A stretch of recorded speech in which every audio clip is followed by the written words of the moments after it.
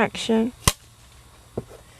Are past lives actually in the past? Is tomorrow really the day after today? Or are we simultaneously experiencing all the lives we've chosen to live because the past, present and future all occur in the same space?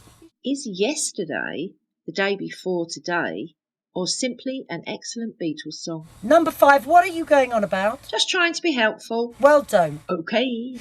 Reincarnation appears to be something that the majority of spiritual people believe in. It's assumed that for a soul to truly experience itself in human form, it needs a lot of goes at it. Hundreds, maybe even thousands. As no one can actually prove that it happens, it's perfectly feasible that it could even be millions of times. It could be infinite. All souls in the multiverse could be on a permanent treadmill of birth, death and rebirth. Just saying.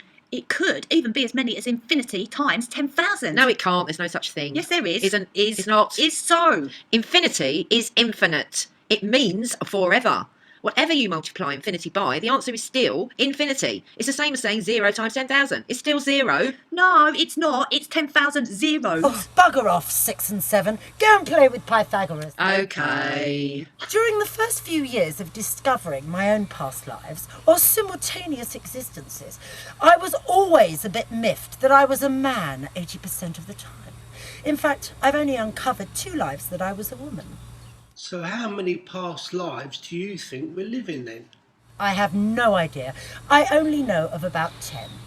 They include an officer on a submarine towards the end of the Second World War, a family man in the time before the Great Flood, a squadron leader in the Boer War, a blonde curly-haired small boy who fell off a pirate ship, a female Egyptian temple slave who mixed spices and incense for rituals and carried them to ceremonies in a big jar, a spinster from the wealthy family who lived a double life in the early 1800s, and an Indian woman who gave up all her material possessions and family to live as a hobo and travel the country in seek of enlightenment. I think it's well annoying that we forget everything that we've learned in one life at the point that we reincarnate into the next one. But if our lives are being lived simultaneously, could we not simply alter our vibration during meditation, for instance, and visit the other existences? That's defo possible. I'm having a pipe smoking contest with Mr. Einstein at the moment, and he says to tell you that everything is energy and that's all there is to it.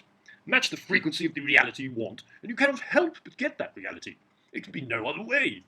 This is not philosophy, this is physics. The one could easily check out all her past lives if she just tuned in to the right frequency. She'd save a fortune in past life regression therapy. Do you mind not talking about me as if I'm not here, number 4?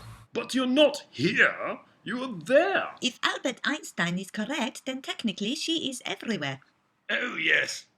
Duh. Listen!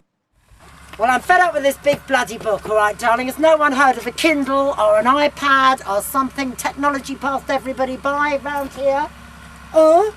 Anyone else ring me? Christ!